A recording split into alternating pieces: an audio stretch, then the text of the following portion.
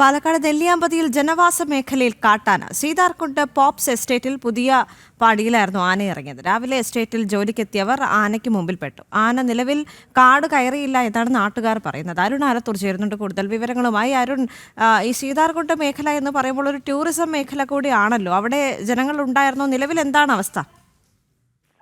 നിലവിൽ ഈ കാട്ടാന ഈ വിനോദസഞ്ചാരികളും അതുപോലെ തന്നെ മറ്റ് തോട്ടം തൊഴിലാളികളൊക്കെ പോകുന്ന ഭാഗത്ത് തന്നെ നിലയുറപ്പിച്ചിരിക്കുന്ന സ്ഥിതിയുണ്ട് എന്നുള്ളതാണ് നാട്ടുകാർ പ്രധാനമായും പറയുന്നത്.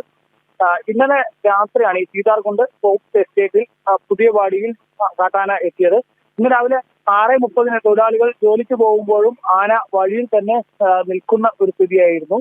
തുടർന്ന് എസ്റ്റേറ്റിന് സമീപത്തെ പള്ളിയുടെ ഭാഗത്തും ഇന്ന് പുതിയ വാടിയിലെ പാതയിലും തോട്ടം തൊഴിലാളികളുടെ വീടുകൾക്ക് സമീപമൊക്കെ കാട്ടാന നിലയുറപ്പിച്ചിരിക്കുന്ന നിലയിൽ കാണുന്നു എന്നുള്ളതാണ് നാട്ടുകാർ പ്രധാനമായും പറയുന്നത്. കഴിഞ്ഞ കുറച്ച് ദിവസങ്ങളായി ഈ പ്രദേശത്ത് കാട്ടാനയുടെ സാന്നിധ്യമുള്ളതായും പ്രദേശവാസികൾ പറയുന്നുണ്ട്. ഇത് ചില്ലിക്കൊമ്പൻ എന്ന ആനയുടെ ആന ആണോ എന്ന തരത്തിലൊരു സംശയവും അവർ പറയുന്നുണ്ട്.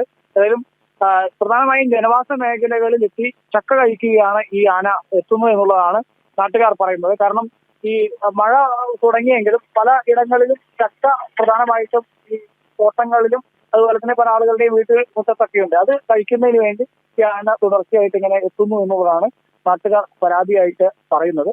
വനംവകുപ്പിനെ എത്തിച്ച് പരാതിപ്പെടുന്നുണ്ടെങ്കിലും ആർത്തി സംഘം എത്തി പടക്കം പൊട്ടിക്കുകയും മറ്റും ചെയ്യുന്നുണ്ട്. എന്നാലും ഇത് പൂർണ്ണമായും കാട്ടിലേക്ക് പോവാത്ത ഒരു സ്ഥിതിയുണ്ട് എന്ന പരാതിയും നാട്ടുകാർ പറയുന്നുണ്ട്.